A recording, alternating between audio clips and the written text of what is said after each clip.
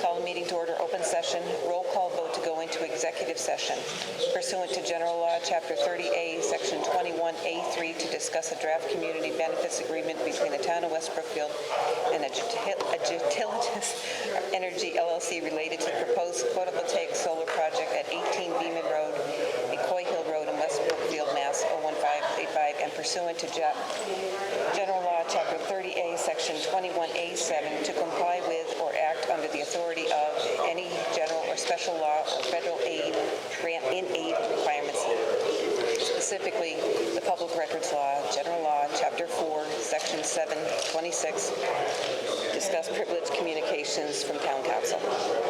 Roll call vote. Andrew Rodney, yes. Cami Lamica, yes. Good evening, everyone. We've returned from executive session. We're going to go a little out of order, but the first item on our agenda is the meeting minutes of May 12th, 2026. Or did you guys already do that? No, we didn't do that. Use the mic. I can't hear you much. Okay. You don't have the minutes. We don't have the minutes. No, we can take it until the next meeting. Yeah.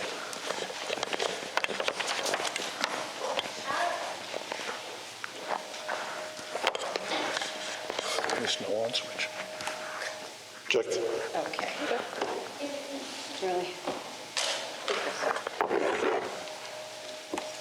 Oh, Joe, what did you do? What does that say? No, this is the report. I thought it would be helpful if people could see it. But You want me to check the cord, Teresa? He's going to check the cord. The first item, or the next item on our agenda is the public hearing before the tree warden regarding the National Grid request to remove public shade trees, which include 42 non-hazard trees and 40 hazard trees. This hearing's now open. Jim? Jim Daly's our tree warden. You want this mic or that one?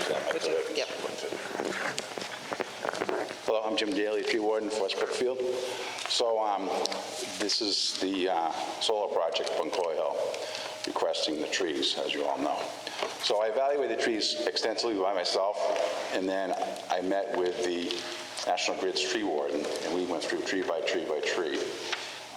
We reduced the trees from takedowns by 18. We saved 18 large public shade trees.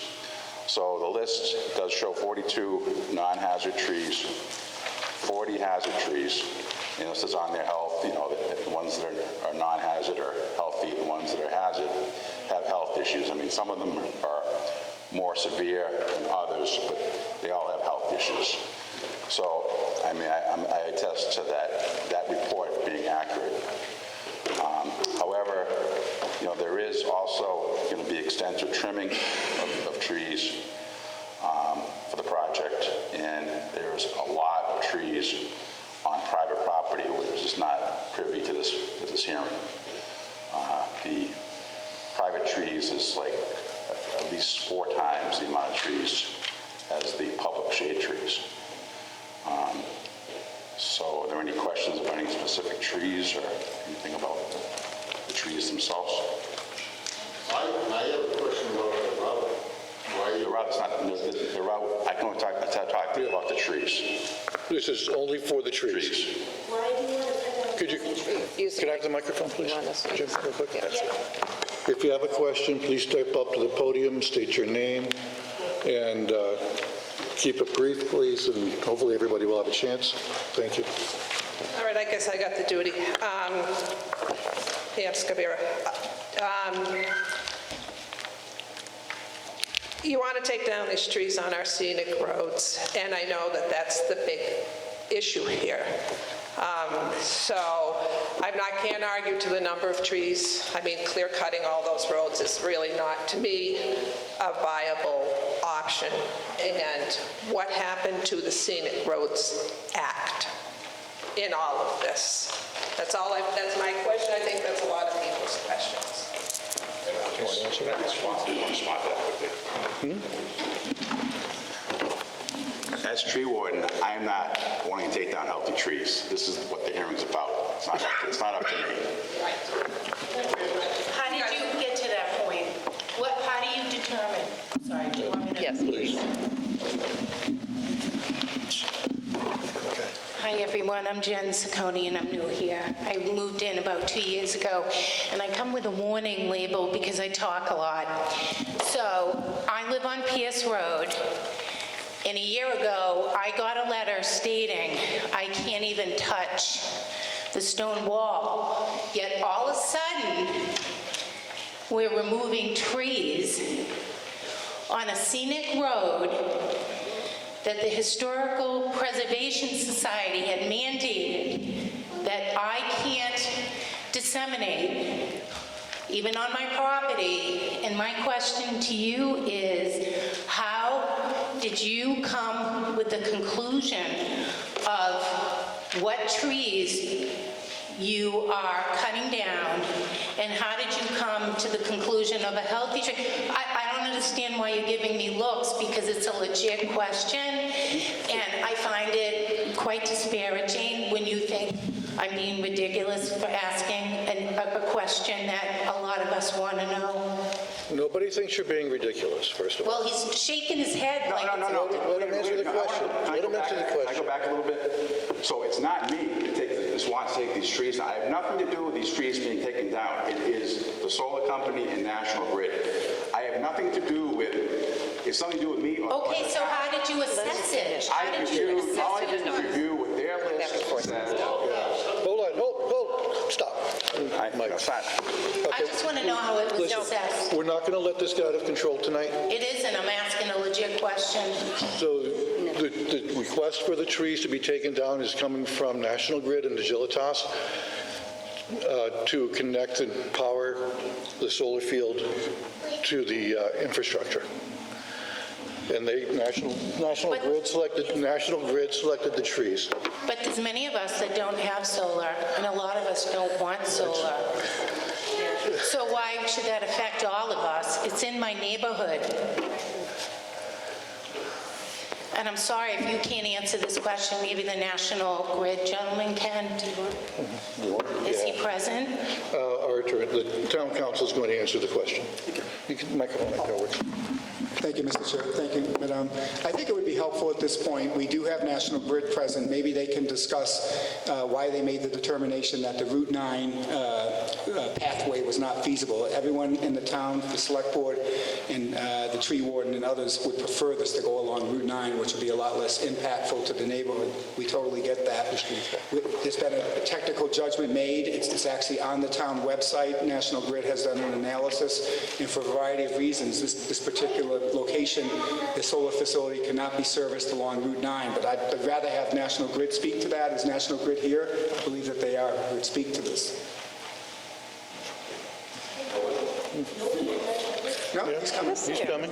Give him a chance. And I would also just like to make a quick statement. The Central Mass Council of Government, West Brookfield is included in that 10-year plan that was written in 2017. And your goal in 2017 was to make West Brookfield a tourist destination.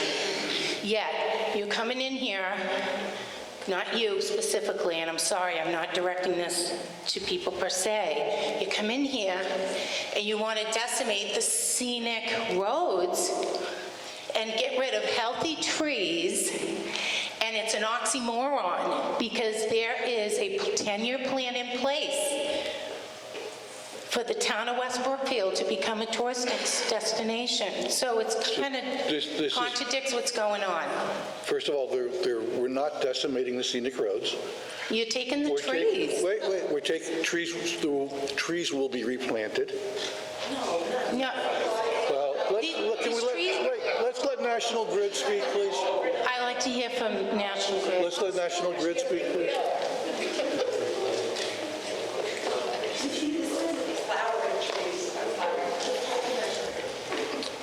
Hey, Will Kern, National Grid. I'm not exactly sure, Chris, Chris, what you're looking for me to talk about, right? Maybe you could discuss why Route 9 in particular is not feasible, why the only feasible alternative was determined to be along these particular roads. It's going to cost them more money. So Let them talk. it's actually not a money issue with Route 9. Yeah. The width of Route 9 is... Let him speak. Excuse me. Let him speak. We're going to let the one person at the mic speak. We let you speak, let's let National Grid speak. So we looked pretty extensively at Route 9 over the course of a couple of years. That's all right. As I think you all know, there's some DOT work happening along Route 9. Been happening a couple of years now. We'll have maybe a couple of years left on it to work through. So I think there was a road widening is the reason that started being worked on in the first place. Same issues that we would have, right? The space on the side of the road to put poles just wouldn't be safe when it comes to that. There would be a significant number of trees being impacted along the Route 9 route also, right? So I understand trees to be pretty important. We're looking at them as being important across scenic roads, across, wildlife management area. We're looking at them, right, Route 9 as being pretty important. There's also a significant amount of ledge as you come through up to Rock House Preserve. And trying to get through there with poles or even underground is actually really, really difficult, potentially impossible. The grade along both sides of the road in certain points, we wouldn't be able to put tall enough poles or access those poles. To put them in the ground, nor to be able to maintain them as we moved in time. So there's a number of different reasons where Route 9 becomes, a very difficult, if not impossible in some spots, to build through. Our substation comes up Gilbertville Road and then would have to turn and head up Route 9. And it's that section between Gilbertville Road and Rock House that would be particularly difficult to cross. So that would be cost. I'm sorry, I shouldn't be on the podium, but that would be cost. It would be too expensive for you to do that. All of that is possible. They're putting them in that. No, not along where, Right. there's a stretch of a mile and a half where there are no poles at all. But it's only a mile and a half. But it's that mile and a half, that's the difficulty. That's where the ledge is. That's where the drop-off is too much. Yeah, but you can't, didn't you hear him say the poles would have to be, they can't make the poles tall enough along the edge? Mr. Brogna has a I just question. have a quick question, and I get, More in the microphone, Henry, please. I understand that it's a, Wait, hold on, please. Wait, please. Let Mr. Brogna have his say. I understand it's difficult. Going from Coy Hill west on Route 9 to the property, I think it's 494, there's 17 new poles were just put in. Why can't you just keep going? I understand you got to do some rock drilling, or there's poles now behind guardrail. There's poles there. Just keep going another mile and a half instead of. Yeah, so I think that's the difficult section, right, to be able to keep going, right? So those 17 poles from Coy Hill Road to Rock House, different landscape, right? There's ability for us to be on either side of the road in a lot of cases, much more flat. The issue between Rock House and Gilbertville Road is the grade on both sides of the road in a lot of cases. It's just a different landscape, so it's not just a matter of saying, hey, we put them up till this point, right, where we had poles, where there's new poles needed for whatever reason. It just can't be kept moving forward. This gentleman over here wants to speak as well. And two things. One, National Grid is not a United States company. They're multi-billion-dollar anyway. They can do whatever they want to do or need to do. But my whole exercise in this, it's not our place to figure out how they can do it. It's our job to protect our roads, our scenic roads. And all of a sudden, that has gone away. So that's my concern, is that I don't care whether National Grid has to drill under them or put 80-foot poles up. I don't really care, it's not our problem. Our problem is protecting those roads. And I don't hear anybody telling me why that's gone away, why that doesn't apply anymore. Okay, let Chris answer that after. Hold on a second.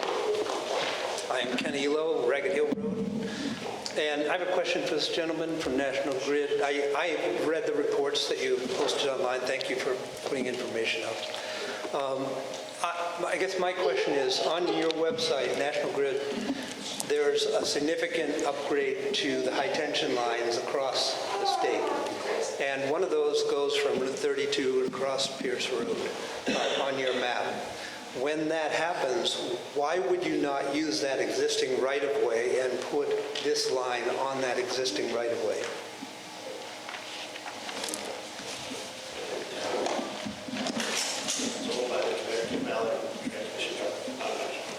Yeah, so, sorry, I'm trying to look at you while I'm talking to you. Yeah, so we did look at that as one of what amounted to be 9 different options that we looked at to avoid coming down the Ragged Hill Pierce Road area. So that is a transmission right-of-way, so it is different than the distribution lines that are on sort of the public ways, roads and streets here. And that is being upgraded and needs to be used for transmission wire, right? Can't just be used for a distribution line or service in that space, so it wasn't available. It also doesn't entirely eliminate, right, work that would need to be done on Pierce Road, right? So we'd still be having conversations around Pierce Road in that case. Right, but it's an existing impact, and I understand that there are 2 different kinds of lines, high-tension distribution versus solar distribution. But it's an existing right-of-way with an existing impact, an existing corridor, and it could be made to lessen the impact across Lyons, Ragged Hill, and down west of Peters. So those transmission right-of-ways are used for a larger sort of transmission level impact, right? So looking at it longer term, right, that if we use the space to serve one customer or just this small area of customers, it would impact future infrastructure enhancements for the entirety of the state, right? And the transmission lines aren't, or the transmission right-of-ways are not meant for the distribution line to run down. MJ, go ahead.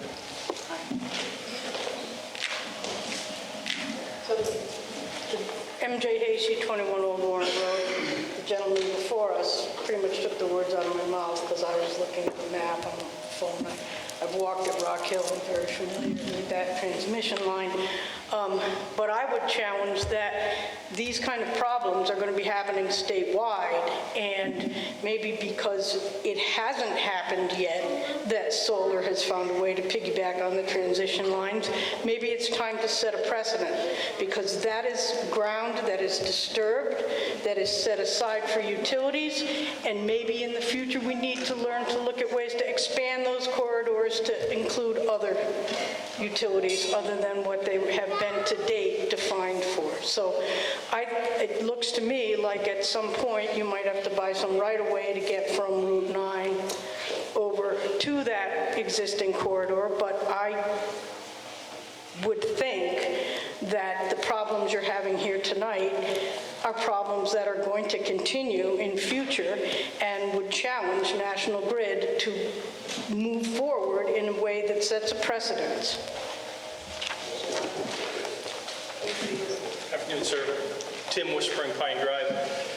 I think one of the concerns, at least for my wife and I, it feels like you don't even have a voice here. It's like the decision's already been made. Right. The deal's already been made, so we're sitting here frustrated because we're residents that love this community. We love nature. We live where we live for a reason. But the decisions have been made, like, it almost seems like inside the 495 loop. And that's what's frustrating. I mean, as Americans, it's like, this is our property. This is where we live. This is where the animals live. And we get no voice. That's what I find frustrating.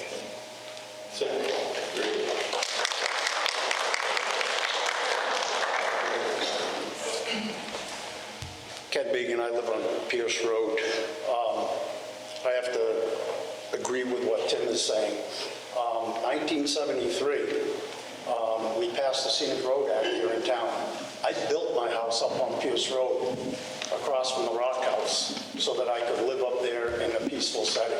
A lot of people here pay good money, good taxes, in order for us to live up there. Some of you say nothing's going to get destroyed. He says the canopy's going to be destroyed. We don't want our canopy destroyed. This is a scenic road. The planning board last year, we all went to the meetings. The planning board, we had 3 meetings. They did it legally, efficiently. Everybody was notified. And the planning board came back and saw all the residents that said, we don't want the poles going up through here. We don't want solar going through here. And the planning board stood and said, you know what? The residents don't want it. The residents still don't want it a year later. No, I understand that. We understand. Then That's understandable. don't be pushing it on us. You're not listening to us. Hi, I just wanted to say that we are all here and took time out of our beautiful evening to express our concerns. And I am very worried that if this goes through and this is allowed, next year it's going to be another road. Then it's going to be another road. And that is a huge problem. I've seen it my whole tenure of my career at my job, and I'm very concerned about this. And you mentioned you had 9 options. Well, I think you need to work with the board and go revisit those other 8 options, because we have a lot of pride in our town. We love where we live.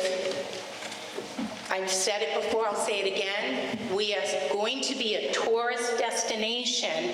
And when you start eliminating, you can think it's a tree, but it's not a tree.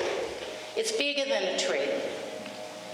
Okay? And you can laugh all you want, but I've been in the environmental business my whole life.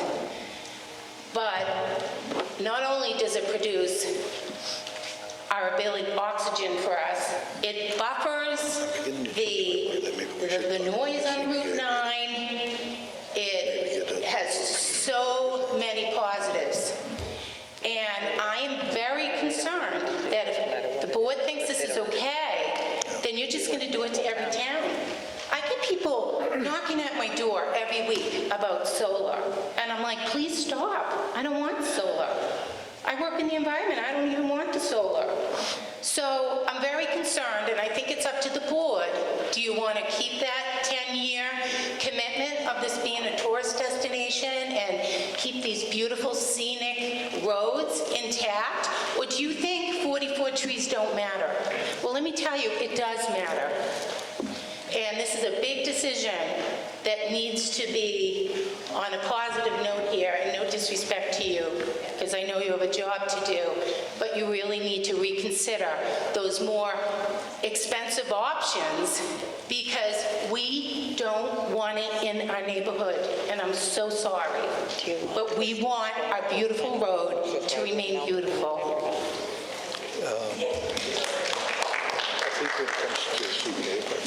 Mr. Chairman, I just have a question for Mr. Daly. You mentioned early on that there's 82 trees, 42 are non-hazard, 40 are hazard. Then you made mention of 4 times as many private trees. Are 4 times as many private trees going to be taken down also? Yeah. Not part of this area, but they happen with the project. This is the... I have the whole list. It's like 15 pages of trees. That's the list you gave me. Okay, you did. Okay. So I didn't, I mean, is National Grid going to have to go to each homeowner and make a deal about taking down trees? I mean... Private property. They have come to the homes. They have. It's up to the homeowner to agree or disagree to work out a plan with National Grid. Okay? That's the deal. So, you know, it's the public trees, and 42 of them are hazardous, and the town's going to have to sometime get stuck with that bill if National Grid doesn't come in. Now, are Have these Could you step deals up to the been made microphone, already? please, sir?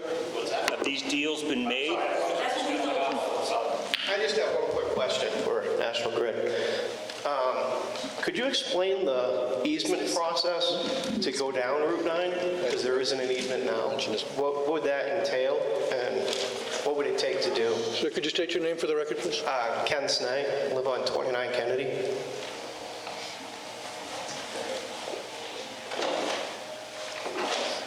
So I believe Route 9 to be a town road.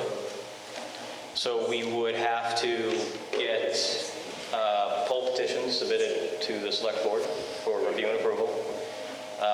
There may be the need for pole supports, right, which are anchors, and guy wires, push braces. Those, if they extend outside of the public right-of-way onto private property, we would have to deal with private property owners. So within that corridor there, the wildlife management area is on sort of the southwest of that portion of the road.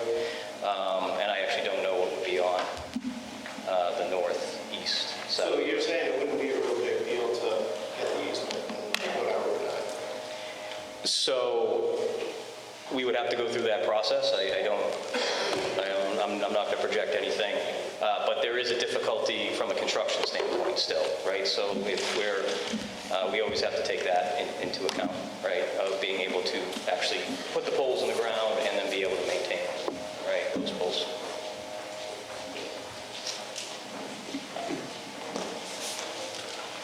Any other questions? Jess, nobody's answered my question. What happened to the Scenic Roads Act in all of this? Mr. Petrino? Why is that null and void? Steve, Well, it's not null and it void. seems to be. No, Mr. Petrini, if you- So there's a legal disagreement regarding the applicability of the Scenic Road Act here because while there is poles going to be erected, does not work in the road itself. What I'd like to do at this point is to call upon one of the attorneys that's looked into this, Mr. Fixler, who's the Agilitas counsel. He's looked at this legally, and we've looked at it legally. Again, he has an economic interest, so I understand that, but he has looked at it legally, and I will say that if the town wanted to defend such a claim and say that the scenic road statute did apply, we'd have a legal issue. We'd have a legal fight. We could fight that. It's a question of resources, how you have the ability to fight a big corporate entity like this. Mr. Fixler, please. Thank you. My name is David Fixler. I'm the attorney for Agilitas. I guess I'll start with the statute itself because the statute, what I've seen online, has snippets of the statute. But the statute itself reads, the portion that's applicable, after a road has been designated as a scenic road, any repair, maintenance, reconstruction, or paving work done with respect thereto shall not involve the cutting or removal of trees or the tearing down or destruction of stone walls or portions thereof. So the predicate is work on the road. Again, repair, maintenance, reconstruction, or paving work done with respect to the road. Under the law, statutory interpretation, if a statute's language is clear and unambiguous, it's enforced according to its plain wording. The town's own documents on its website confirm this.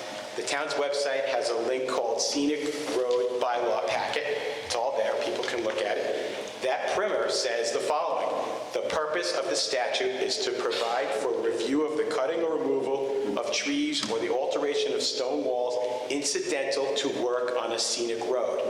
The primer, but it requires the trigger is work on the road itself.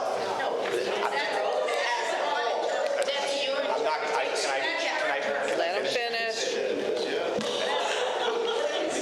Let him speak, please. Please, one person at a time, and let everybody have some respect, and listen to the one person speaking, please. That's what the statute says. And then the primer also says, this is again the town's website, after a road receives a scenic designation, the planning board is delegated certain limited powers by the statute. Any repair, maintenance, reconstruction, or paving work done with respect to a scenic road that entails cutting or removal of trees. National Grid's proposed trimming and removal of the road road-sized trees does not involve and is not incidental to any repair, maintenance, reconstruction, or paving work to the roads themselves. The work is not undertaken to alter the roadways, improve their geometrical design, change the drainage, or otherwise address road safety or function. The tree removal is entirely independent of any road project. Because there's no qualifying road work that entails cutting or removing trees, the Chapter 40, Section 15C is simply not applicable. The planning board does not have jurisdiction under the statute over the proposed work. The statute is as clear as a bell. The words are there, and again, under the law, there's hundreds of cases that say statutory interpretation is, if the language is clear, it's to be enforced according to its terms. It doesn't mean that the town doesn't have oversight. That's what the public shade tree hearing is for, which is what we're undergoing now.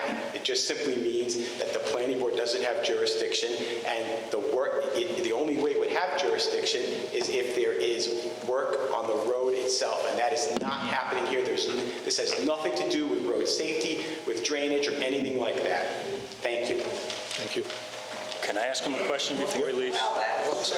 Well, Mr. Brogna has a question. I don't. What was his name?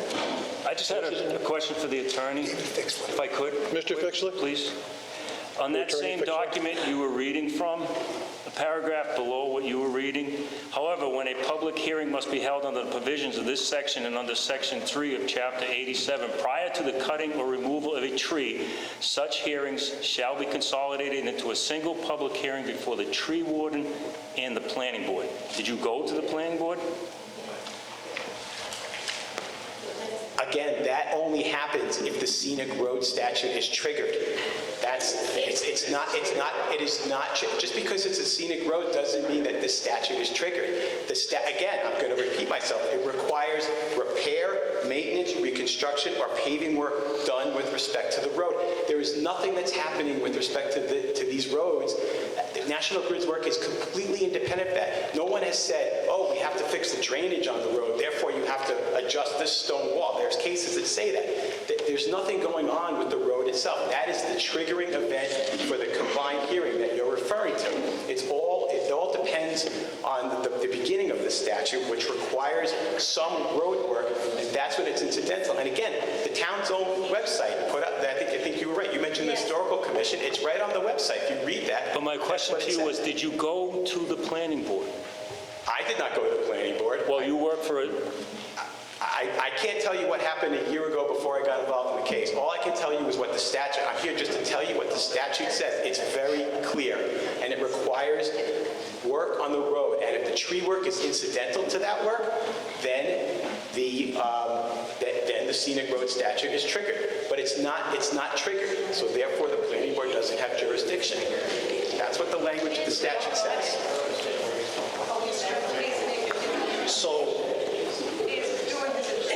So the trimming of trees and the removal of the canopy of these trees, you're saying is not Can you maintenance? state your name, please, for the record? Ken Began, Pierce Road. So you're stating that trimming of trees and the canopy of the road is not maintenance, okay? The other thing that you're saying is there's no safety involved here. In front of my house, there is safety, because now the poles that they're putting up in front of my house, I lose my line of sight going down the road. So that is a safety issue for me and my family. So to me, it is true for maintenance and safety. Tim with Spring Pine. Obviously, no ambiguity there. We've heard the letter of the law. I don't know where it's been argued, but I think the spirit of the law is what stands. It's what these people want. What it says, and the rest can be argued. I mean, I think it's still open to be argued. I'm not going to argue how the letter of the law is interpreted by the statute, but this is what the people want. Doesn't that matter for something? All I can say. Thank you. Mr. Chairman, Select Board. For those of you who don't know me, my name is Steve Carroll. I'm a resident of West Brookfield. I've lived here for over 25 years. I currently serve on the West Brookfield Planning Board, Conservation Commission, Stormwater Authority, and the Earth Removal Board.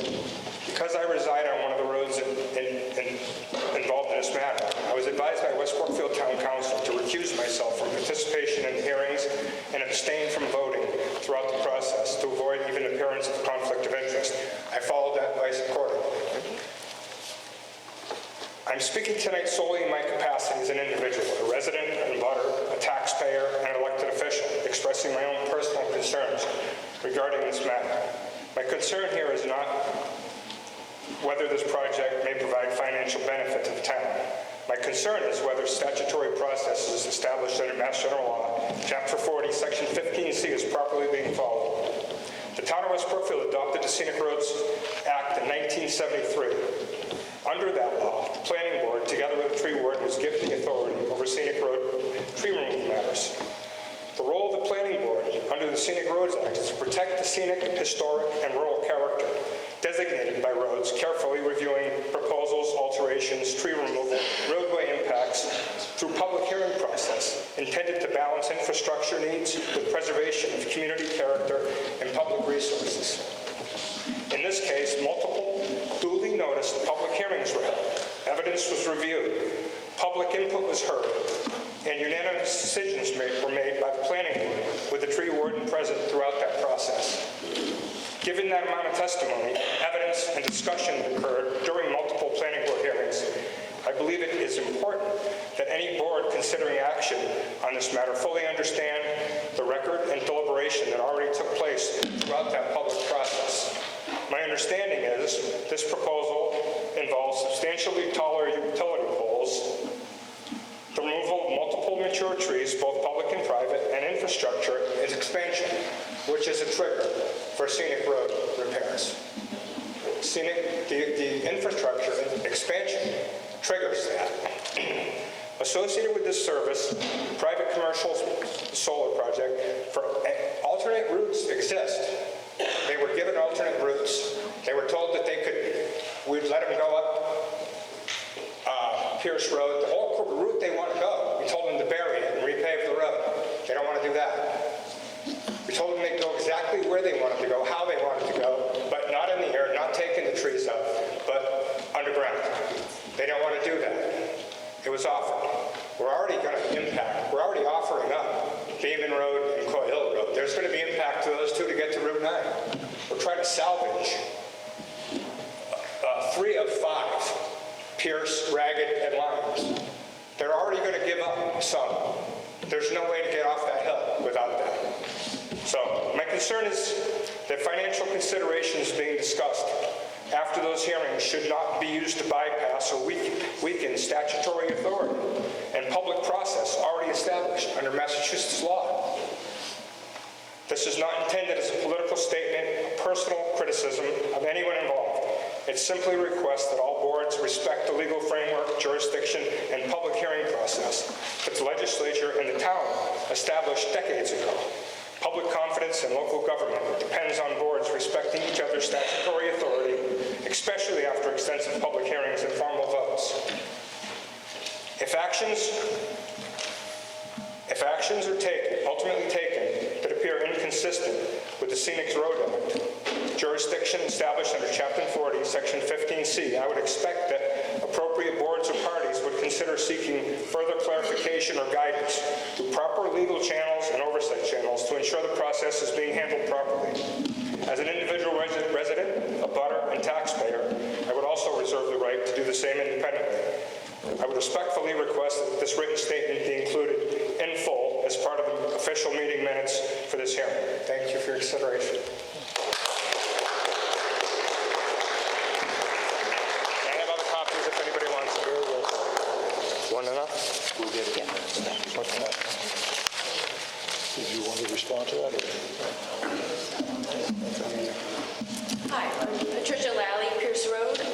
I would like you to consider that setting to allowing this bylaw to be ignored or changed or overlooked is going to set a precedent for, somebody else mentioned, 2 other scenic roads, as well as other bylaws. What other bylaw is somebody going to try to circumvent in the future? So you're setting a precedent that way. National Grid, as somebody else mentioned, is a multi-billion-dollar company who has all the high-powered lawyers and all the money, the knowledge, the resources to approach us, but also to get another route and another way, another manner, the power down to, from Coy Hill down to that area statute. I don't know how many small towns win, but I think that the existing bylaw should be respected in order to protect the road, our road, Ragged Hill and Lyon, and also other scenic roads, as well as other bylaws that have been approved for the town. Also, I don't know where it begins, if it's town, state, national, or whatever, but this all could have been avoided if the people that apply for permits to build solar arrays get the power route approved first, before they start clear-cutting acres and acres of land and setting up arrays and then looking for the solution to get the power from point A to point B after the fact. Thank you.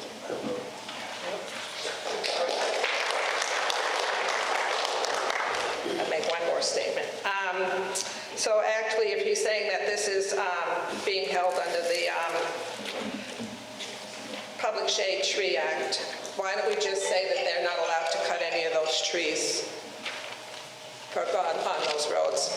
I think you have a right to do that. You can just deny their petition to cut any of those trees. And then that brings us back to trying to get back to the Scenic Roads Act.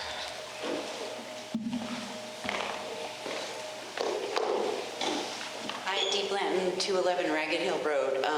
My first point is there seems to be a conflict between the scenic roads applying that if the trigger is indeed work on the road, then why did I receive a notice, as many other folks say, that says you can't touch your stone wall? Because that's not really working on the road. I love my stone wall.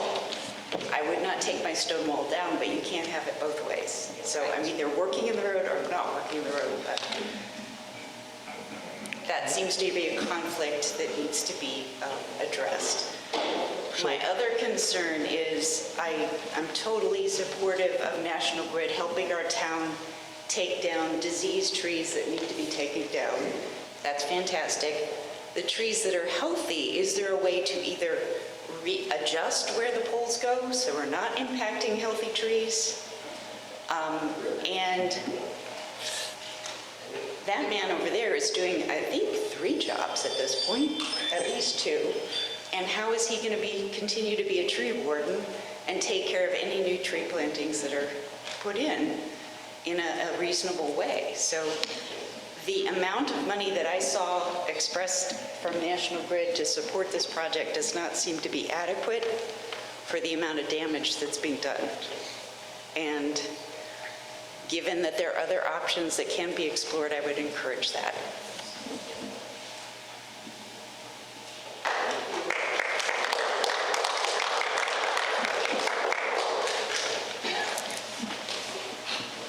Ken Proudy, Lion Road. My question's on the private property trees. They want to take them down, leave the stumps. That was in our last meeting we had. They said, no, the stumps are going to be left and stuff. Why should they have the right to take trees off of my property? I benefit nothing off it. They told us we were going to benefit nothing from this. I'm going to give them my trees. I've got a for sale sign on all my trees now, so if they want to come take them, they can buy them from me.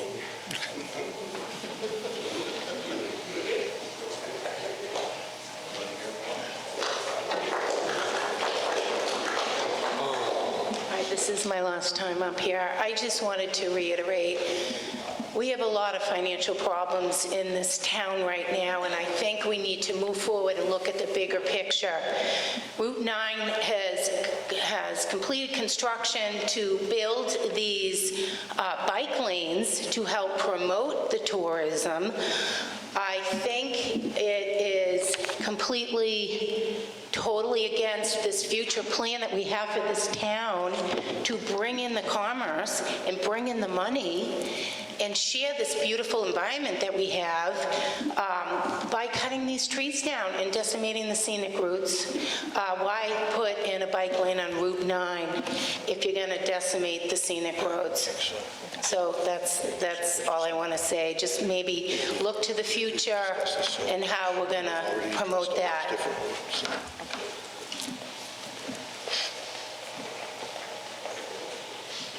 Hi, Ken Elo, Ragged Hill Road. Notwithstanding the legal definition of the Scenic Roads Act, this town has all the available tools at its disposal to achieve a vision that it would like to achieve. That act is a baseline. It's a threshold. It's a foundation. It's not the end all. And when we talk about what makes a scenic road in terms of the trees, the stone walls, the terrain, all of that enters into it. I think, that brings me to, I think, a point that the gentleman made earlier, which the way this hearing is structured, you have separated out the tree removal from the poles in 3 different sections, and then the agreement with the solar company as kind of a done deal. All those things are intertwined. They're not separate from each other. And having a separate hearing process for each of those... Well, that's how we have to do it. I understand, but it creates the difficulty, I think, that you're seeing here, which is it's all interrelated. Sure. You can't talk about the poles going in on Pierce Road without talking about Lyons Road because, one has to follow the other. And so I guess what I'm trying to say is that process-wise here, if there is a totality of the project that has been considered and people have given input into, then I think that is the way that we have to look at it from a town, is like, how do we achieve the vision we want? I'm not so concerned with National Grid. When I looked at the energy company's profile and so forth, they were kind of self-proclaiming that they had hundreds of millions of dollars in investment available to do these projects. Money is not the option here. And so I think what is best for the town is what is at stake. And the process that everyone feels as though they have had an input in the right place and the right time to come up with a decision that looks at how do we achieve the collective vision for the town, not just for this solar project.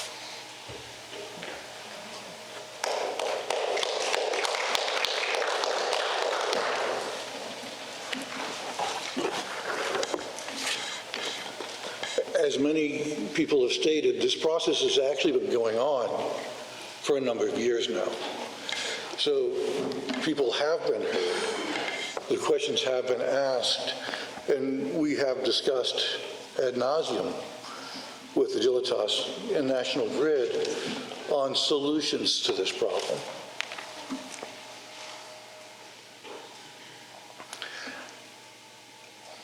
Given the financial constraints that we are currently under, we can't fight them.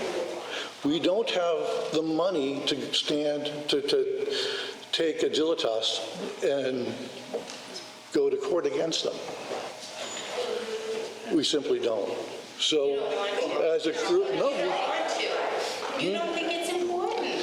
That's not true. It is true. We can't keep this school open, and you want us to go to court against a $100 million company? It can't be done. It can't be done. Not without bankrupting this town. Well, I'm not on the board. I don't make those decisions with the budget. Well, the town voted. The citizens of the town voted to restrict the funds. That are saying no. It's impacting their lives and their property. We're hearing everybody. We're hearing what everyone has to say. We do care. Of course we care. Otherwise, we wouldn't be sitting up here. It doesn't sound it. I'm sorry. Vote down the public shade trees, then remove the public shade trees. Yep, that's not saying that you have a right to say no. You're right. We do have a right to say no. So say no. Let's start it. We'll help you. Sounds like we're being called for a vote. Or do you have? We'll stand behind you. We'll help you. We will help you. No, you how? They find alternate route. They got 9 options. There are no good before. So one of the things they will do before they spend money seeking alternate routes is sue us. Because of all. Stand up. Why can't he? With what, sir? With what? Do you understand?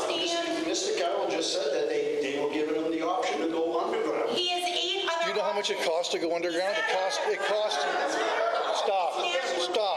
Cost. You don't care about our scenic road. You're worried about the money, not cost. You know what? Not the scenic road.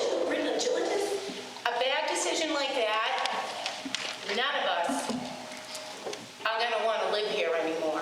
And you've got people that Let's let this gentleman speak, please. I'm Tim Morrell. I'm the chairman of the planning board. I have a couple comments. First of all, I wrote some of the things in the permitting process of solar projects. The first thing I wrote was get a letter from the electric company to accept your electricity. So this is not something Agilitas is in charge of. This is not Agilitas' fault. This is National Grid. They're accepting their power and not giving the plan to where they were going to take it to the substation. So Agilitas, lawyer here, wherever you are, you're not even part of this because Agilitas is in good shape to not have to deal with it. It's National Grid. Now, here's another point. We went through the process of having hearings for the scenic roads. It was 3 sessions. There was a lot of input. There was a lot of community input. All these people came, they wanted to let us know, we don't want our roads destroyed. You're going to put in these towers and this system of bringing the power. They're not even going to get any gain by it. It's going past their houses to the substation. It's not for their benefit. It's going to the substation. Here's the third point. I went through, I've got one more point. I did walk the route where Route 9 was. And I said to the people there, I said, I know there's a half mile of a problem here. Why is it that you can't get it done? This is National Grid, I'm asking. Well, that's way beyond what we can do in that section. I said, well, then how can they go across the country? All over the hills. And they don't have any roads to get there. But they can build these things, and they can overpower all the situations that they're encumbering. So why can't we do this on Route 9? Route 9 did have power in the 30s and 40s. It came from where to West Brookfield that way. There was power on that road. It was there. So I walked that, and I contributed to sessions of being with National Grid, with Agilitas, and Chris. And I'll never forget the question he asked me. He said, would you ever consider changing your vote from the planning board for these scenic roads? And I said, no, I can't do that. It goes against me. It goes against me to change my vote. Well, what about the rest of them? I say, I'm pretty sure they're with me. That's all I can say.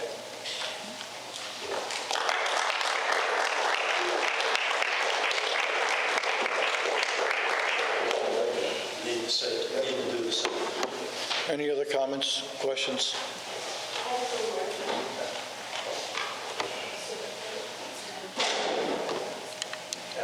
Patricia Lally, Pierce Road. Being that National Grid is such a powerful company, and they have put in power in way more challenging terrain than that stretch of Route 9. They are huge. They have done more difficult situations than this. I feel that it would be cheaper for them to just figure out another way than to sue the town. And I think it would be a better sort of community building. I don't know if they care about that, but like we have to pay all their fees and stuff, and it's annoying for everybody, but it's just like, why push this when for a company that's worth billions of dollars, for a tiny fraction of that, they'll figure out another way because they can put power lines in almost any sort of terrain. This is nothing to them. I don't know why they're pursuing it.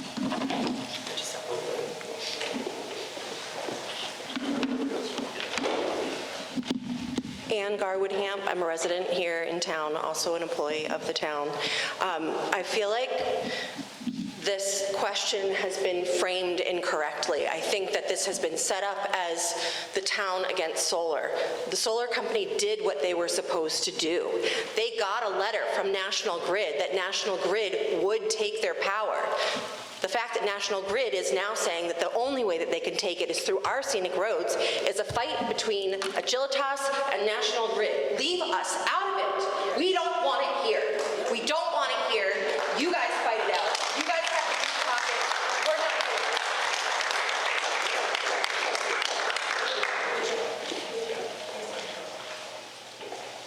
They're going to make one more comment. And all I want to say is, yeah, let them take us to court and we can figure that out. But we cannot give. This is just, okay, and I don't know how much the agreement was for, but unless it's for like $4 or $5 million, whoever negotiated it, National Grid gives you, they're giving you a half a penny.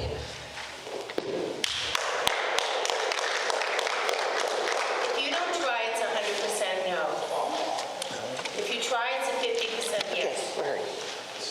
Michael Sweeney, Ragged Hill. This has been going on for a couple of years, and what I find a little disheartening is that we are the biggest land abutter that this project is going to affect.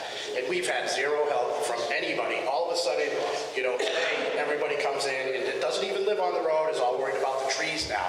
We are at the point that we can't fight it as a land abutter, and now you guys want to come. I think it's a little too late, okay? I think that you guys are coming in at a step that should have happened a little before this happened because, and I'm not saying that I'm for it, but I'm just saying that I appreciate your concerns, but it's really kind of out of the... Everybody's upset at a No, everybody's upset. This is a very... When it first happened, we came around. Enough. This is obviously this is a very contentious issue. A lot of emotions, a lot of strong emotions. Anything else from anyone? Would you read the motion, please? Make sure I'm doing the right one. Okay. I make a motion to approve National Grid's request to remove public shade trees pursuant to the Board of Selectmen's authority under Mass General Laws, Chapter 87, Section 4. Mr. Chairman, I'll second that for discussion purposes. Discussion? I'd like to say something about it after I second it. Yep. Would you accept? Take your second. I would just like to say, and I'm new to the process. I know the chairman's been here a while. I've talked to a few residents. National Grid has 9 options, including Route 9. Some could be difficult. Underground could be a little bit more costly. But I'll just be upfront. As far as the solar field, I don't have a problem. The solar field is permitted. The solar field is there. Getting the power to the substation down on 32 is the issue. I'm not for cutting down the trees. I'm not for putting up the poles. I'm not for the town to get sued for hundreds of millions of dollars. I want National Grid to go back, look at their options, and come back with a better option. I will not be in favor of this.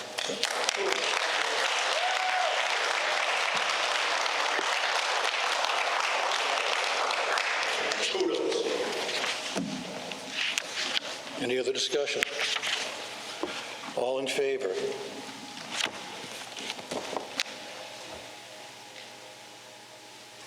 Aye.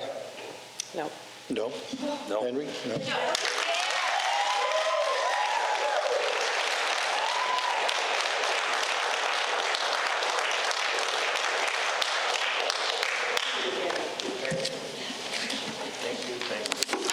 Thank you, Board of Selectmen. Thank you very much. That meets pretty much the other 2 items. We could talk about it. Well, we should still have a vote on them, no? Moving on to the next, we're going to skip over the community benefits agreement, and we're going to move to the pole installation hearing. Pole petition number 307-27619 Coy Hill Road, National Grid to install 13 JO poles on Coy Hill Road beginning at approximately 12.5 feet west of the center line of the intersection of Coy Hill Road and West Main Street, and continue approximately 1,615 feet in the southeast direction. Install 13 poles, P1, P2, P3, P4, P5, P6, P7, P8, P9, P10, P11, P12, P12-84. So, any comments? This is the hearing for the poll hearing, for basically the same issue we've been discussing. I don't want to hear the same arguments that we've all just heard, because this is about the polls. If we want, we can move directly to a vote. I want to make the motion. Go ahead, Dean.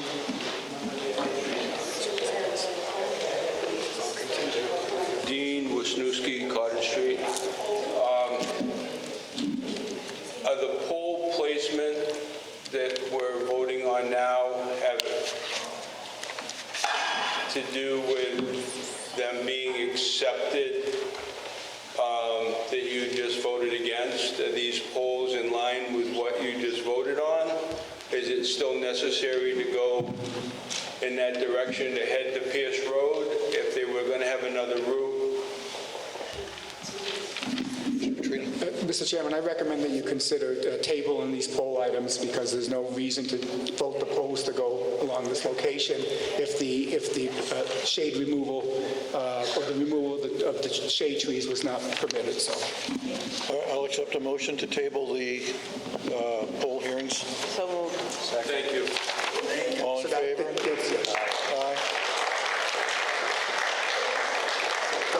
just for clarity for the record, that would be items 4, 5, and 6 on the agenda, Mr. Chairman. I'd like to table those 3 items. Should we table the collective bargaining agreement as well? Yeah, and the community benefits agreement should be tabled as well, definitely. Yeah, so I'll accept a motion to table the CBA agreement. So moved.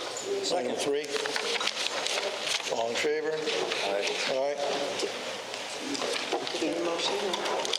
Yes, we took a vote We took a vote to table the poll hearings. all the poll hearings were tabled. And we also took a vote to table the CBA.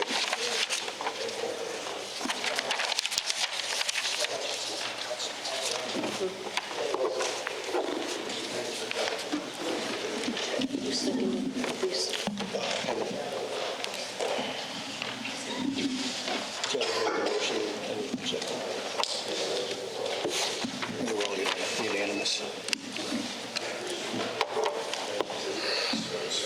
3, 4, 5, 6. Yep.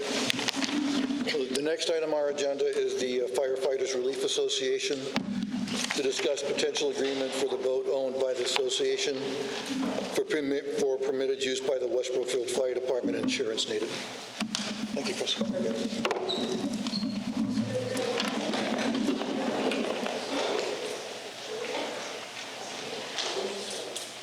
Good evening. I'm Tom Bissett, the fire chief.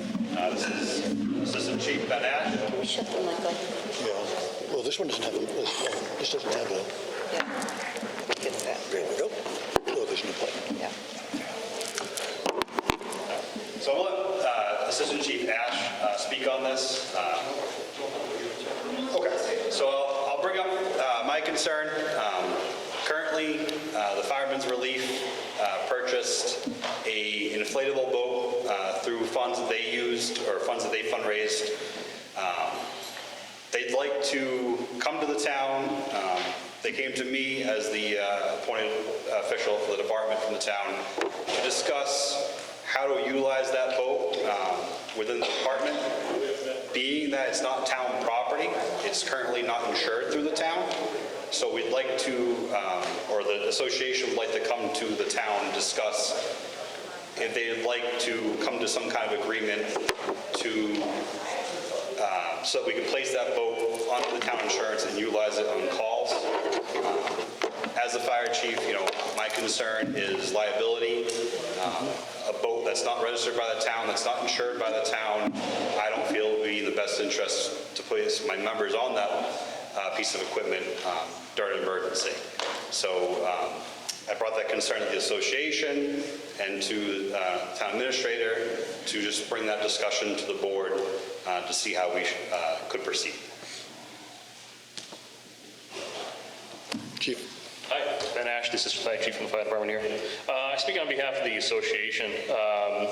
Basically, our two main goals with coming to you tonight is, as Tom had pointed out, the possibility of any kind of liability issues in the future. And also, we would like, there was a significant amount of money we raised for the boat, as well, $24,000. So that not being covered is a huge liability risk to us, too, financially. Giving it to the town, we just want to see what the channel, what process is, would be the easiest for both parties to do so. So what is the process for the donation to the town?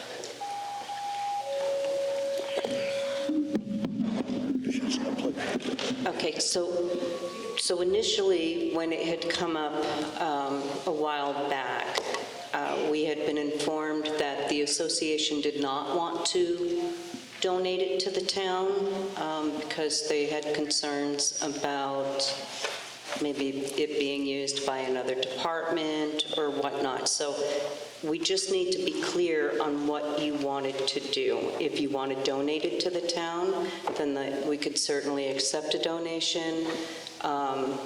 It depends on what you wanted to do. There was mention that maybe you wanted to enter into some type of lease agreement so that we could insure it. And certainly that's what we have to look at, is the liability. We really can't have our firefighters using a boat that's not insured. Exactly. So our latest meeting, we had discussed maybe approaching you guys about a lease. However, that would take some paperwork and maybe some kind of agreement on the terms of that, like you said, about fire department use only or situations like that. And it's something I would have to bring back to this association to discuss. But yeah, I 100% agree. We need to come with terms. Okay, so will you be coming forward with a draft lease agreement that we could review and have council take a look at, make sure everything's good? Yeah, so concerning the association would be the cost to that. I mean, we already have $24,000 invested in the boat, into the boat. We're just concerned about legal fees with that, but. Okay, so are you asking the town then to draft the lease agreement? Okay. Is that what you're asking us to do? Yes, we can get reviewed, yes. Okay. Will the board consider drafting a lease agreement? Hold on, we need to plug it back in. This one doesn't have a switch. I just want to make a statement before I go back. Thank you. I just wanted to clarify. So is that the association's request that they would like to lease it to the town rather than donate it? I believe so. Okay. I'm sorry, yes, that would be, That'd be their preference? Correct. Okay, that's why I just wanted to make sure. It sounded like we were not sure which option. Yeah, unless the town had another option that I can approach the board with, maybe the association with, if you had another way to go about it. I mean, a donation can be accepted with specific guidelines. Okay. One of the things that I'm thinking of with the lease as well is who's maintaining this boat? Because the association technically owns it. Right. We're going to lease it for whatever amount, and then we're going to insure it. So there's maintenance because it's got to be safe and it's liability issue. So who's going to maintain it and at whose cost is one of the things that we would need to address. Okay. And that's why I was asking the question of if it's a donation to the town, and I understand if the association doesn't want to do that, then if it's a donation, then clearly the town would own it and need to maintain it, as well as insure it, if that's what the board wants to do. But again, that's up to the association if that's their preference. And I would look at it that way. It could be very specifically worded donation, that it's given to the town for fire department use only, et cetera, if that's the case, is what I would take a look at. Seems reasonable. Yeah, something I can talk to them about. Okay. Okay, so. So I think what Chief Ash is going to do, go back and speak to the association, clarify that, and we'll bring it back to the board. That'd be great. And once we have that answer from the association. All right. Is that Great. Yep.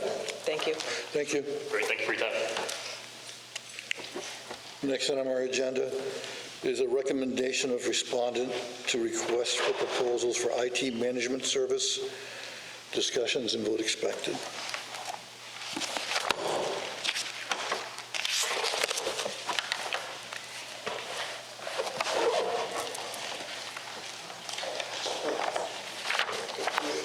I haven't reviewed any of this, Teresa.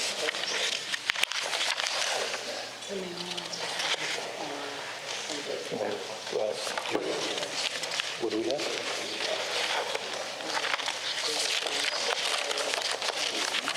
Northeast, 18, 17. Did anything come in budget-wise, though? Let's go to second. Chancellor's made a defense for up to see the proposal being on implementations for cost. I see them. Did they lower their costs? I see them as potentially responses and experience. Oh, okay.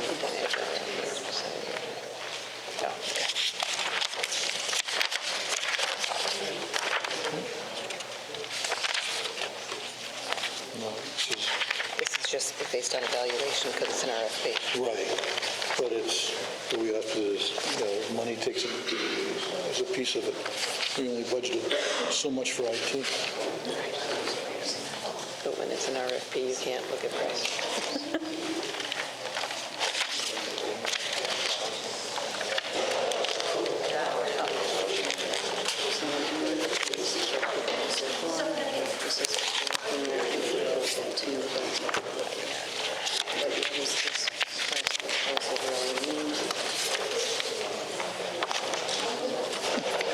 $15,000 for Microsoft licensing. I love Microsoft. And this is the other column. This is what they're using each year. Does that include the Microsoft licensing? Oh, they're hiring. Yeah. So the other, we received two replies. Guys, if you're going to chat, could you please take it outside? One of these pages will have it. This right. Oh. You're looking for the monies? Yeah. Yeah, this is the monies for Northeast IT, and this is the monies for...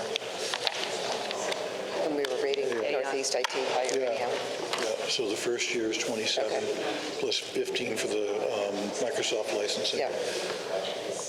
Just have a clarifying question. Did Article 3, the community benefit agreement, get tabled? Everything got tabled to do with the poles and the trees, except for the... Okay, so do we want to... IT management discussion.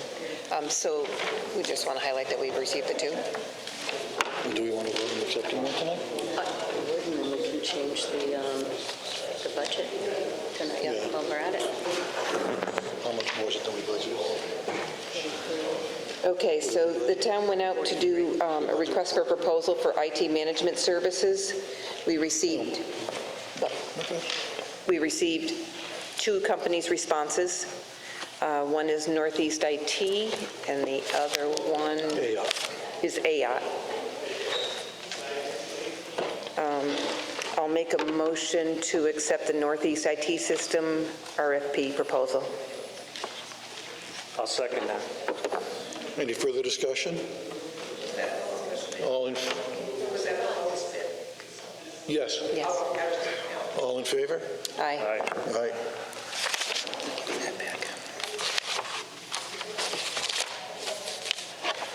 Next item on our agenda is to rescind the May 12th Board of Selectmen's vote to approve the Cabot Risk Strategies Police and Fire Accident Insurance quote. We received another quote at a substantially lower dollar amount. Yeah. I'll make that motion. I'll make that motion to rescind the May 12th Board of Selectmen's vote to approve the Cabot Risk Strategies Police and Fire Accident Insurance quote. I'll second that. All in favor? Just what was the difference? The dollar amount difference? What was that? Like 17,000, I think? The difference, actually, we hadn't received, this was just, what they had voted on initially was just one policy. Right.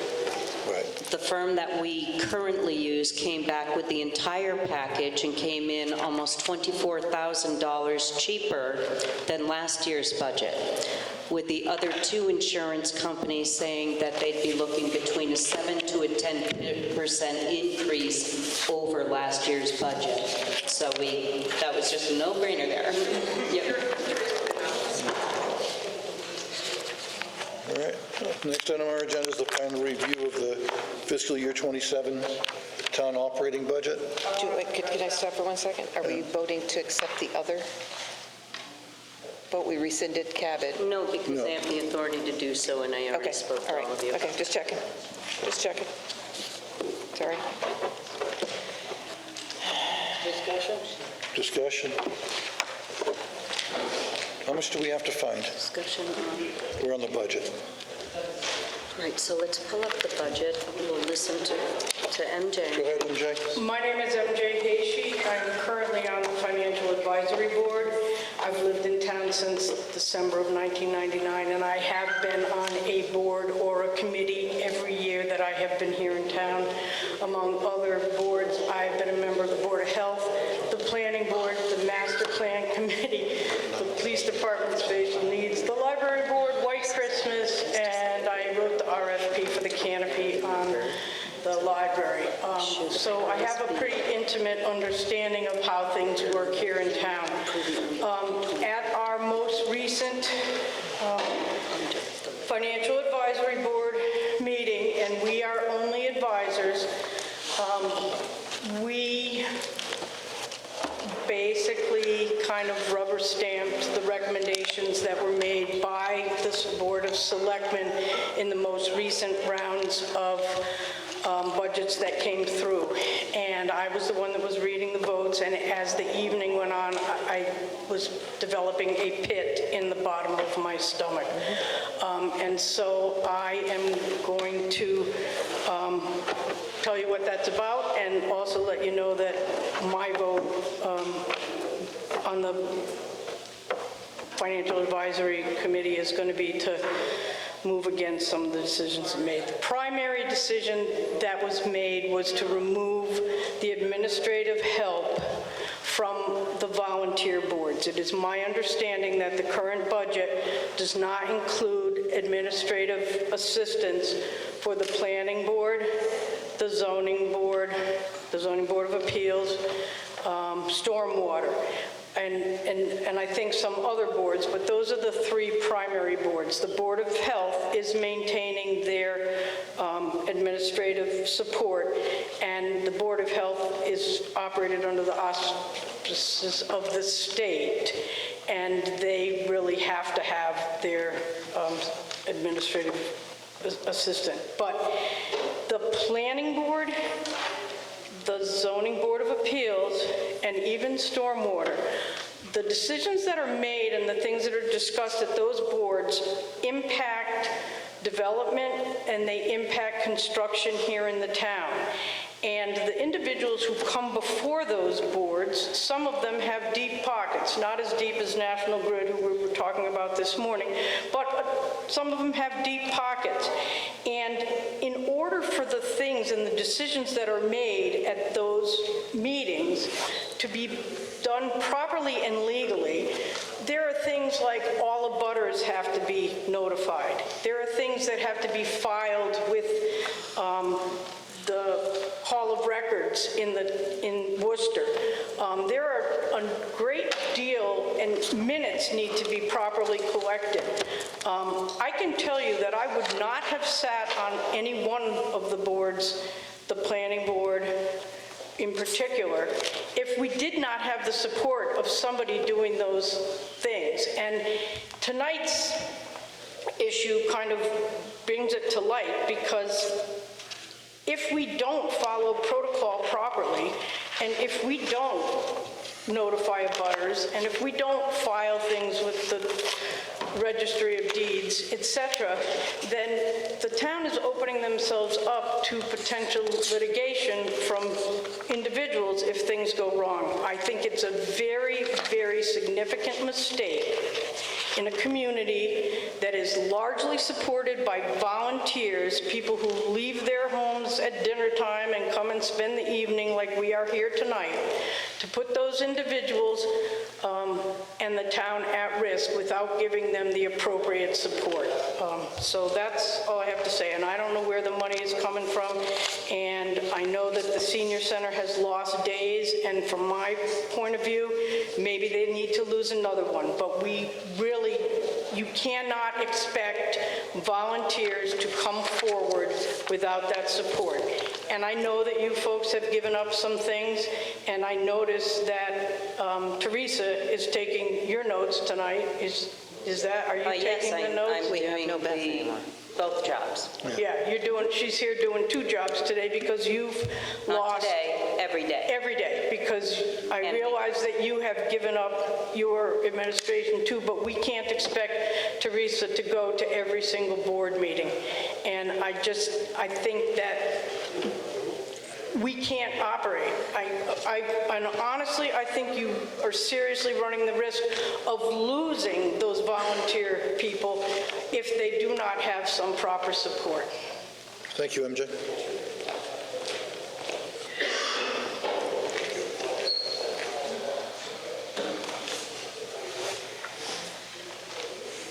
Is there a copy of the budget? Can I get a copy of that? Is it out there? Is it anywhere? Not yet. it's still We're going to draft. finalize it, and then it'll be on the website. So, It's almost, we're almost there. Close. well, Is that what we, actually, we're So not in the red. yeah. She wants us to find another 25 to 50. well, you got to be underneath the levy limit. And it's prudent, I mean, at this point to be, so what I mean, it's totally up to the board. It's your budget. I'm just saying that What it's, happens if we vote a budget and then when we go to set the tax rate, we're not quite there? Well, we've already set the tax rate for next year. Haven't we? No, it's not till November. so right now, we're down to 9,300. Yep. Right? So we're in the good. Yep. However, that number was with highways, part-time laborer being reduced to zero. I'm going to ask you again, if you're going to chat, please take it outside. Thank you. So I don't know if you want to discuss that at all, because you hadn't. So Jim and I had spoken about it. We kind of went back and forth. This is that budget, but if a part-time would help him, then you're going to bump that back. It's going to be back into a deficit. We'll be at 22 deficit. Okay. So it's No, gone I'm from... sorry, you would be at, you'd be at about 18. Is that version taking the full-time person down to part-time or eliminating it altogether? This right here would be the elimination. Okay, that's why I'm just trying to clarify. And so in talking with Jim about that, I mean, he certainly has some strong feelings about that. Yep. And so originally, you were coming in tonight looking for 53,000. Right. However, working with the town treasurer, she had gone back and taken a look. So right now, this would include the additional cuts to the health, dental, life insurance, Medicare reductions that are due to staffing cuts, but also the part-time highway laborer. So then those numbers would adjust a little bit as well. And is this a person that is here now? The position's filled or Well, not? the position was filled. He's given his notice because a decision had already been made to cut that position down from 40 hours down to 20 hours. Okay. And he was able to find a position with another town. Okay. So Jim's hope was that 20 hours would then revert to me to help support the department as Jim's transitioning out. But that's up to you all. Yeah. So does this $9,000 in surplus, does that include the IT contract and the Cabot savings? Is that already in there? Yep. Yep. Yeah, As soon the as we know IT that revenue. we had projected was 43,000, and what you just voted on was almost 43,000. So it does.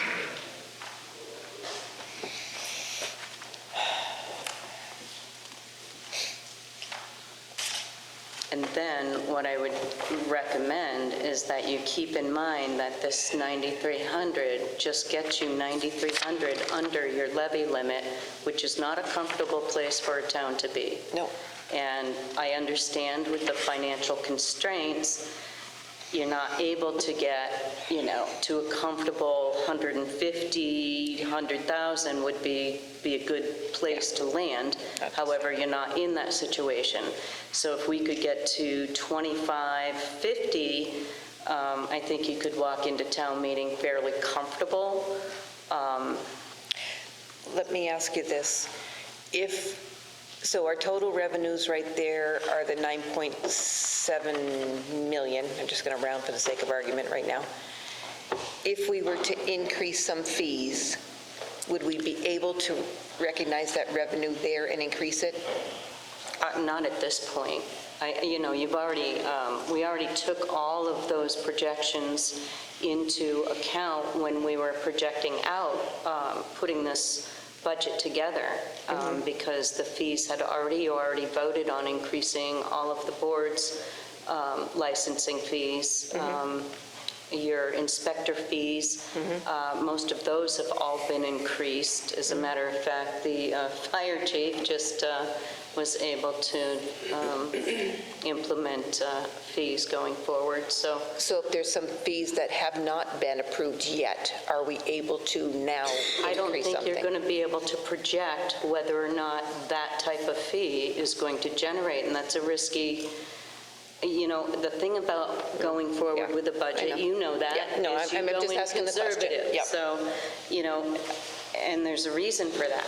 So, we've had some uncomfortable, I can understand MJ, but at the same time, you've eliminated positions. Yeah.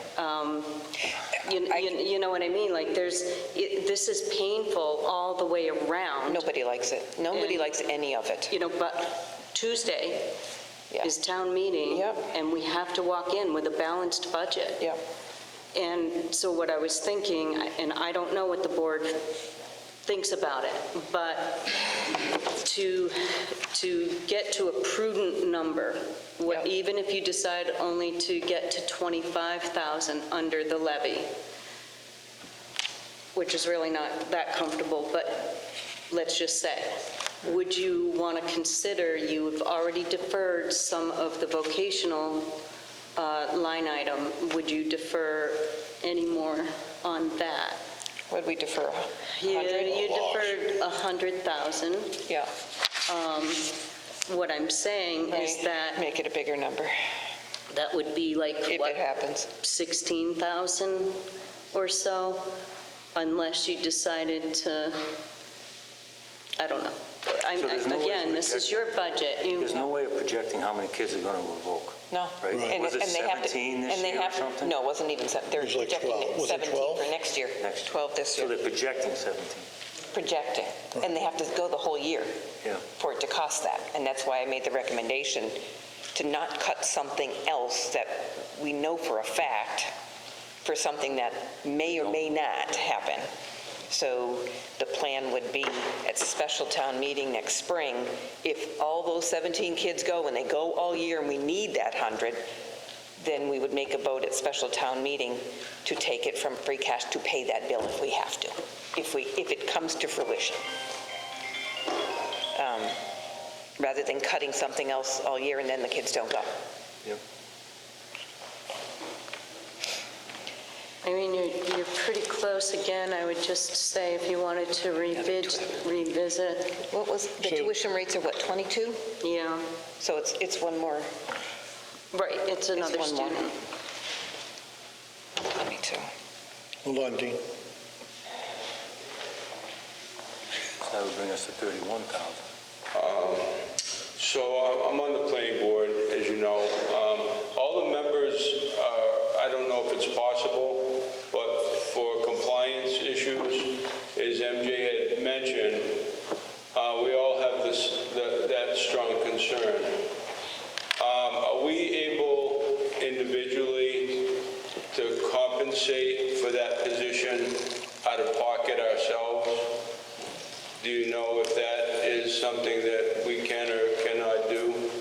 And we're faced with, it's very detrimental, I know, to the boards that we all share. We're trying to scratch and claw and figure it out. Teresa, do you know if they can pay for out of their own pocket? No, because then they'd have to pay taxes. They'd have to pay workers' comp, and it's in a third issue. Can we create fees? Can we create any fees to help offset? That's what I just asked. That's what I just asked the question, because I wasn't sure if we could increase the fees to help offset that piece of it. Maybe we can all look at it in our next meeting and see what we think we can add, what we charge. Town meeting's Tuesday. Town meeting's Tuesday. We have to have an answer and get the documents ready before then. Thank you. And that's why I was asking if we could increase the fees for those kind of circumstances that would help pay for some of that piece of it. They gave us a budget of 17 students attending, right? I mean, we could make a donation to the town for, right, that could be used to fund that position. Gift account, maybe? Yeah. Oh, we'd have to vote to set up all sorts of gift accounts. We took off 100. Select board's assistant. Well, what my preference would be is to have just a small pool of money to do the documents, not go to the meetings, not in the minutes. What do you mean do the documents? The butters notices, the postings. Well, that's, But when they're spending 3 hours at a meeting recording minutes, it chews up the money quickly.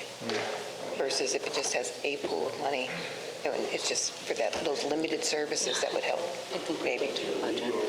So is account number 175, it's $1,800? I think all of this going back and forth and back and forth and back and forth. Planning board salary, 1865, that's the Listen, Sometimes the other department, every other department. yeah. Because now they don't have an administrative person. Chair there. okay. They put it on the select board. Now they don't like it. But no, I understand, and that's for the, they, Everyone needs to fill the name and then maybe. No, and that's why I was saying, I don't want to put them all back, but that's what I was saying, possibly a pool of money, let's say $5,000 out of, what it To was, do- 25,000. how would you create that position? What would it be? Like, Board administrative person that's going to post notices and post agendas, send the butters notices. I think at this late notice, that's hard to do. For the, Like an all board. no, No, go ahead, just ask, the 17 students are the ones leaving the district, is that what? We're talking all kinds of different things here, to make my head spin. we're trying to find Oh, never mind, that's okay. like $30,000. So, yeah, so right now we have in the budget right now to pay, let's call it 12 and a half students, is what's in the budget right now. That's the number that's going this year is 12. Whether that number will jump to 17 is what we questioned. Right. And said, sort of take our chances and use free cash if we have to next spring. But I don't think we can. But I don't think we can go less than I don't think we that. can go less than 12. I mean, we're going to go down to 11. Can we, let's talk about the assessors and the contract. How much is the contract that we have right now for the assessors? 62. Is there anything we can do there? I mean, for years, this town, the Board of Assessors did the assessing. And now we've got this new expense of $60,000 plus, where if the Board of Assessors had done what they are. The fact of the matter is, the board cannot. They can't. So, MJ Hashi again. Part of the reason I think that we need some professionals in the assessor's office is that if the town's properties are properly assessed, then we will get more tax revenues. My understanding from a discussion that we had recently at the Financial Advisory Board is that there is a great deal of inconsistency within the existing assessments in town, and bringing in an outside a service who has a little bit more professionalism maybe than we've had in the past is going to ultimately I hear what you're saying, but it doesn't really, what it does is it makes the assessments more accurate, but it doesn't bring in more money, because we're only allowed to raise by 2.5% every year. So No. If an assessment is wrong, if it's too low, sure, then you can get more money out of that property. yeah, but that affects the way Proposition 2.5 works. I don't believe while you're saying yes, but no. Okay. So what happens is that it's kind of a seesaw, right? So the But what assessments happens go when up, they're not the assessed tax rate goes correctly down. Okay. is that, let's say, Joe Schmo's property should be valued at $800,000, but it wasn't assessed correctly, and he's being taxed on $500,000. Now, Jane Smith's property is affected because her assessment is not. What's happened is there was a peppering, let's say, right? Yeah. Like you're doing geotechnical testing, right? It doesn't change the amount of the levy. It just but the problem is it just it's a makes it fairness more thing. Right, and some people are paying a disproportionate share of their taxes for the all right. town. Yeah. So what you're saying, Roland, then, is that since it doesn't change the levy, maybe we can forego that level of professionalism this year and bring it in sometime later. Right, because we don't have the money. So now I'm going to say the really bad thing. Now I'm going to be the bad guy, okay? Join the club. The majority, I believe if you looked at the demographics of the town and the people that voted for or against the override, I think you would find that the elder population in town voted more significantly against the override. I wouldn't agree with that. And I'm afraid that when we get to the floor here at town meeting, any changes that are made have to have a source. Sure. And right now, the senior center's down to what, 3 days? Yep. I think that the senior center is unfortunately a place that we could get a little bit more money and move it into town hall. If you leave the town open to legal issues, I mean, Dean, you don't like a sidebar, but if the planning board is not able to run within proper legal I hear you, MJ. constraints, then we're running the risk that the town is going to get sued. I mean, we just had a big discussion about that. Right, I know, Right. we just did. But the fact is, we have to find some money. Okay, so Yeah, I know, your suggestion is to impact the senior center some more, which I would hate to do that. I would hate to do that too, but I also would hate to have your volunteers leave because they do not have adequate support in order to do a volunteer job. So one of the things I took a look at, the number that's in here, Teresa, is $284,000 for vocational. And when I calculate rough 22,000, that's 13 students. So if we took off one student for 22,000 tuition rate, that would bring us up to 31,000. Yeah, that puts us at, I mean, I think the prudent number to be at would be between 25 and 50. Yeah. Yeah, brings us to 31. It brings us to 31. I did, on the back side, as you know, in the budget, so what I did do was I had taken the snow and ice impact of 114,000 and added that in with the other, like the county charges and all of that. So that's removed already, so that way, when we do the recap, when Donna goes into the system to do the recap, that money's there to cover that, so it doesn't come back and bite us down the... So, because if we didn't, then what'll happen is every variance, and that would be a significant one, we would be slammed come free cash certification next year. So it's, it's not as simple as just... What would you like to cut it to? Comparing. I'll make... The 284? Yeah, that's what I was trying to... So currently, the budget for vocational tuition... Is 284, 252. Yeah, is 284, 252, 48, and I would make a motion to bring it down to 262, 252, 48. Do I have a second? Let me get there. I'll second it. Any further discussion? And that brings it to 12 students. Yeah. Now, Well, it brings it down to 11 We and a have- half. No, I guess at the $22,000, Yeah. it gives us 12. It gives us the 12 to pay for. 1 month left of school, they must have some idea. It's for next year. No, because they go in September. It is September. They got. And they might not. No, and they'll not switch. necessarily. They'll switch. Kids can choose right up until the day of start of Kids in the school. fall that I coached football, they were telling me they were going to Bay Path to go. They already knew. Yeah, they will, and then they'll get there and they might change. Okay. So we'll have to Can we take a vote? Can you give me the number? What's the new number? Is that 262, 252, 48.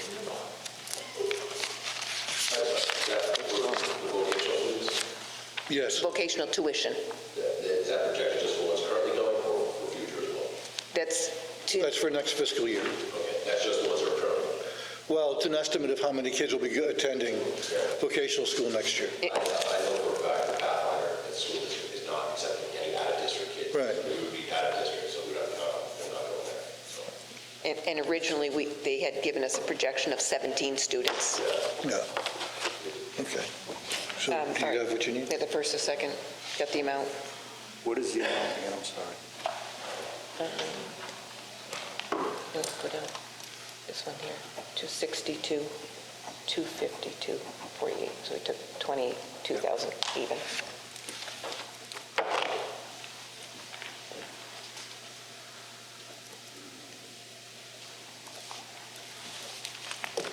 Yes, it's just 22,000 change on everything. So that, and so now you can see. It brings it up to the 31. Okay. 83. All in favor? Aye. Aye. Aye. I think we should move along. Yep.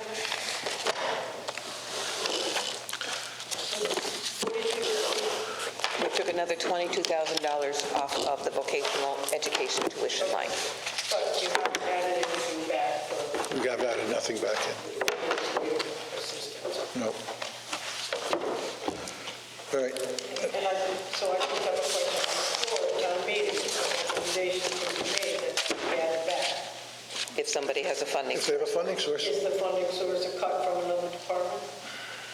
If they have a funding source, that's up to whoever's making the motion to figure that out, not us. Okay?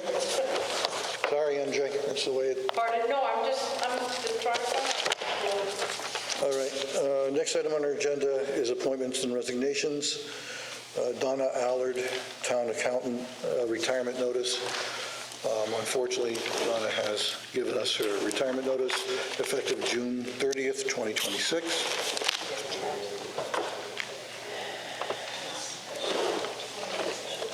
You want to make a motion? I'll make a motion. To gratefully accept? I was going to say, I'm looking for the right word. Unfortunately, to accept her resignation, or retirement, I should say, from the town accountant's position, effective June 30th. I'll second the motion. All in favor? Aye. Aye. We regretfully accept her retirement and thank her for her service, years of service in the town. All right, next item on our agenda is we have to go back into executive session pursuant to Mass General Law, Chapter 30A, Section 21A2, to conduct strategy sessions in preparation for negotiations with non-union personnel or to conduct collective bargaining sessions or contract negotiations with non-union personnel. I, Roland Sickenberger. It's a roll call vote. Cami Lamica, yes. Henry Brogdon, yes. All right. We're going to adjourn to the other room. Are we returning to open session? We'll return to open session when we're done. This shouldn't be a long executive session. Okay. We're back in open session. While we were in executive session, motions were made and approved to name Trista Estrella, our interim town accountant, at a salary of $56,750 yearly, effective July 1st. And another motion was made and approved to retain the services of Donna Allard as a consultant to the town accountant at a rate of $150 an hour for 4 hours a week from July 1st to December 31st, 2026, for a total of 26 weeks and $15,600. And I lost my agenda. Okay, thank you. The next item on our agenda is other business. Do we have any other business? I think so, too. Comments, concerns? I think we heard them all. Yep.